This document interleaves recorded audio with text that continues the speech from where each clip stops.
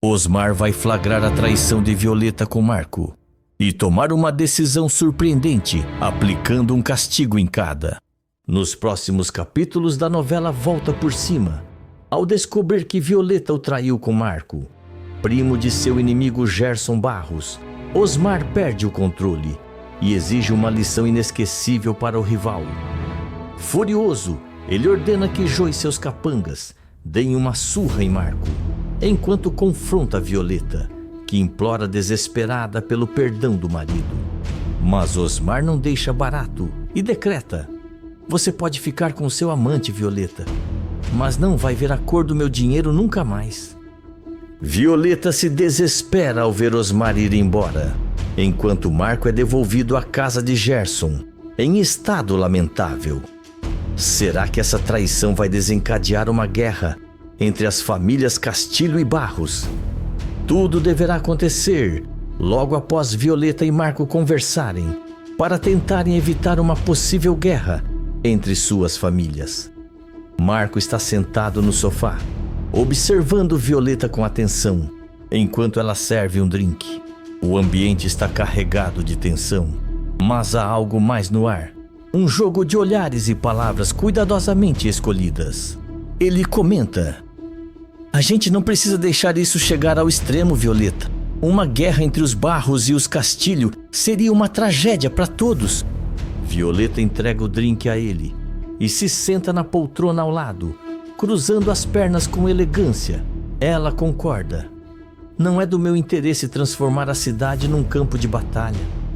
Tenho negócios a cuidar e honestamente guerras são muito cansativas. Marco se inclina levemente para a frente, apoiando os cotovelos nos joelhos. Seus olhos brilham enquanto ele argumenta: ainda bem que temos algo em comum então. Quem sabe isso não seja um bom motivo para a gente se unir, impedir que o pior aconteça. Violeta estreita os olhos, percebendo o tom charmoso na voz dele. Um leve sorriso aparece em seu rosto, enquanto ela questiona com provocação: Marco, você tá mesmo dando em cima da mulher de Osmar, o bravo? Marco não recua. Ao contrário, seu sorriso se alarga e ele responde com ousadia: Violeta, você é muito areia pro caminhãozinho do Osmar. Surpresa, Violeta solta uma gargalhada. Ela leva acima a taça aos lábios, mas não desvia os olhos de Marco. Ela afirma: você é muito mais ousado do que parece, sabia? Confesso que gostei de descobrir isso. Marco se levanta e dá um passo em direção a ela. O ar entre os dois fica ainda mais carregado. Ele para a poucos centímetros, com seu olhar fixo no dela, e comenta: e eu gosto de uma mulher que sabe o que quer. Violeta hesita por um segundo, mas o charme de Marco é irresistível. Ela se inclina levemente para a frente e os dois acabam se beijando. O beijo é intenso, carregado de uma mistura de desejo e perigo. Logo depois, Violeta conduz Marco até sua casa, com o coração acelerado e um sorriso misterioso no rosto. Assim que entram, ela olha rapidamente para os lados, certificando-se de que ninguém está por perto. Osmar está na academia e ela sabe que tem tempo. Sem hesitar, ela segura a mão de Marco e o puxa em direção ao quarto. Marco, já no corredor, observa o ambiente luxuoso e comenta com um sorriso malicioso: eu gosto do perigo. Isso me deixa ainda mais vivo. Violeta para em frente à porta do quarto, vira-se para ele e com um olhar provocante afirma: o perigo é mesmo excitante, não acha? Ela abre a porta e o puxa para dentro. O quarto é decorado com sofisticação, mas naquele momento, o que importa é a tensão crescente entre eles. Marco segura a cintura de Violeta e a puxa para mais perto. Eles começam a se beijar intensamente, perdendo-se no momento. Enquanto isso, do lado de fora, Osmar chega em casa com Jô. Ele abre a porta de entrada e joga a mochila em um canto, claramente exausto. Com um suspiro irritado, ele comenta: nem sei por que fui nessa academia hoje. Me obriguei. E agora tô aqui me arrependendo. Jo, com um sorriso travesso, aproveita para provocar. Sei não, Osmar. Tá com medo de encontrar a Joyce por lá, né? Osmar, já impaciente, vira-se para ele e responde com firmeza. Isso não tem nada a ver, Jo. Nem penso mais na Joyce desse jeito. Jo ergue as sobrancelhas, fingindo acreditar, e retruca. Tá bom. Se você tá dizendo. Sem paciência para continuar a conversa, Osmar resmunga algo inaudível e sobe as escadas. Ele caminha pelo corredor, os passos firmes, enquanto remove a toalha que estava sobre o ombro. Ao chegar em frente ao quarto, ele empurra a porta sem cerimônia, pronto para se trocar. O que ele vê o faz parar imediatamente, seus olhos se arregalando em choque. Osmar então grita com um misto de horror e fúria. O que é isso? A cena que ele presencia é Violeta e Marco, ainda abraçados, se beijando no meio do quarto. O grito faz os dois se separarem num movimento brusco. Violeta tenta ajeitar o cabelo com as mãos, claramente nervosa, enquanto Marco, visivelmente desconfortável, dá um passo para trás com um sorriso sem graça, como se tentasse minimizar a gravidade da situação. Violeta completamente desesperada.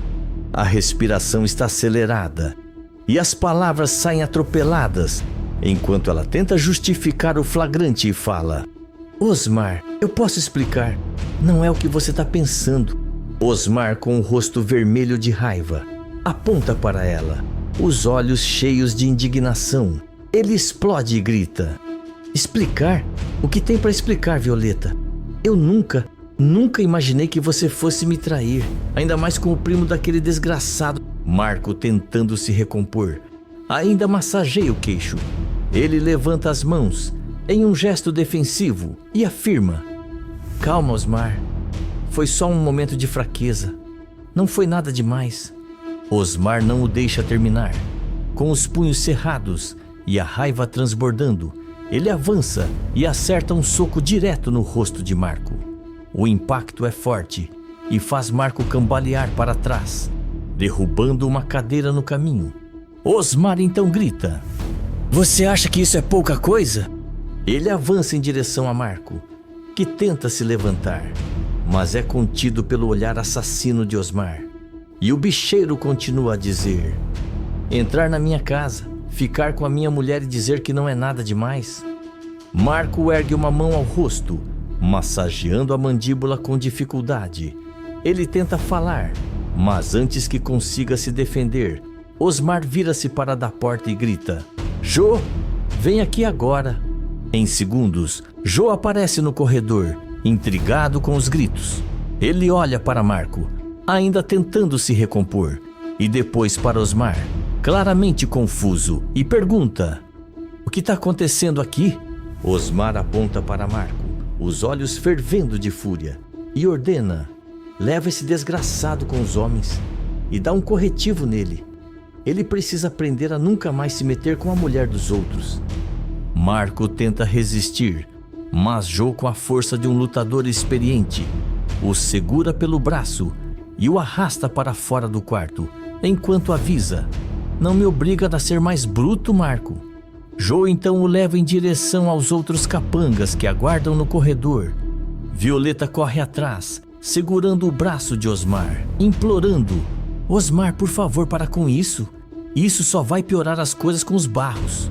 Osmar se desvencilha do toque dela, os olhos ainda cheios de mágoa e indignação, e retruca com frieza: Eu não tô nem aí pros barros. O que me importa agora é o que você fez, Violeta. Eu tô muito decepcionado com você. Violeta cai de joelhos no chão, os olhos marejados, as mãos unidas em súplica. Ela fala com a voz embargada: Osmar, por favor, me perdoa. Eu estava tentando impedir uma guerra. Era isso que eu queria. Isso não significou nada para mim, eu juro. Osmar a encara, sua expressão carregada de dor e amargura. Ele cruza os braços e, com um tom cortante, retruca: Não significou nada para você? Por muito menos você mandou dar um tiro na Joyce? Agora você acha que eu não tenho o direito de me sentir traído? As palavras de Osmar cortam Violeta como uma lâmina. Ela com lágrimas escorrendo pelo rosto, enquanto Osmar sai do quarto, batendo a porta com força. O som ecoa pela casa, deixando Violeta sozinha, envolta em seu desespero e arrependimento. Enquanto isso, do lado de fora, Marco está cercado por Jô e outros capangas. Seus olhos, já marcados pelo cansaço e pela dor, revelam que ele sabe o que está por vir. 2 homens o seguram pelos braços, enquanto Jô dá o primeiro golpe. Um soco certeiro no estômago, que o faz dobrar de dor, ofegante. Jô avisa, antes de dar outro soco. Isso é para você aprender a não mexer com a mulher dos outros. Os outros capangas não perdem tempo. Chutes e socos vêm de todos os lados, e Marco, mesmo tentando se proteger, não tem chance contra o grupo. O som dos golpes ecoa pelo quintal, junto com os gritos de dor de Marco. Dentro da casa, Violeta está de joelhos diante de Osmar, desesperada. As mãos dela agarram as calças dele, como se tentar segurá-lo fosse suficiente para impedir que ele partisse. Lágrimas escorrem pelo seu rosto, enquanto ela implora, a voz embargada: Osmar, por favor, me perdoa. Eu sei que errei, mas isso não pode acabar assim. Osmar a encara, os olhos frios e cheios de mágoa. Ele se afasta com um movimento brusco, tirando as mãos dela de si, e declara com firmeza: eu não quero mais saber de você, Violeta. Acabou. A partir de agora você está sozinha. E pode esquecer a minha parte do dinheiro. Vou tirar tudo da conta, e você não vai ver um centavo sequer. Violeta se levanta num impulso, desesperada, e grita, tentando fazer com que ele a ouça: você não pode fazer isso comigo, tio Osmar. Nós somos um time, lembra? Nós sempre fomos. Osmar ri com amargura, como se não acreditasse no que estava ouvindo. Ele responde com desprezo: a gente era um time, Violeta. Mas quando você resolveu me trair, e ainda por cima dentro da nossa casa, isso acabou. Agora você não é nada para mim. Ele se vira, pegando uma mala do armário e começando a encher com suas roupas e pertences. Violeta corre até ele, agarrando seu braço com força. Mas ele a afasta com um movimento firme, e ela implora, soluçando enquanto as lágrimas escorrem sem parar: Osmar, por favor, não vá embora. A gente pode resolver isso. Eu juro que posso consertar tudo. Osmar não responde. Ele fecha a mala com um movimento brusco e a coloca sobre o ombro. Seu olhar é impassível, quase cruel, enquanto ele caminha em direção à porta. Lá fora, Jô e os capangas continuam castigando Marco. Ele está jogado no chão, praticamente inconsciente, enquanto Jô o levanta pelos cabelos para dar um último aviso. Isso é só para você lembrar que o Osmar não perdoa a traição. Da próxima vez, talvez você não tenha tanta sorte. Quando Osmar surge na porta, o grupo para imediatamente. Jô se aproxima, ainda segurando Marco pelos cabelos, e pergunta: e aí, Osmar? O que a gente faz com ele? Osmar encara Marco por um momento, seus olhos cheios de desprezo. Ele cruza os braços e ordena com frieza: devolvam ele para a casa do Gerson, do jeito que ele tá. Os capangas trocam olhares surpresos, mas não ousam questionar. Jô faz um sinal e os homens começam a arrastar Marco, que está tão machucado que mal consegue ficar de pé. Osmar atravessa a porta da casa, sem olhar para trás. Violeta corre até ele, segurando a barra de sua camisa, e grita em desespero: Osmar, por favor, não faz isso com a gente, eu te amo. Ele para por um breve momento, como se considerasse responder, mas apenas a ignora e continua andando. Ele entra no carro, bate a porta com força e acelera, desaparecendo na escuridão da noite. Violeta cai no chão da sala, completamente destruída. Ela chora alto, soluçando, enquanto o som do motor do carro de Osmar desaparece ao longe. Do lado de fora, Os capangas arrastam Marco pelo braço até o carro que o levará de volta para a casa de Gerson. O grupo, em silêncio, segue a ordem de Osmar sem questionar, enquanto a noite no bairro volta a mergulhar em um silêncio inquietante. Escreve de qual cidade você está me assistindo, se inscreve no canal e ativa todas as suas notificações.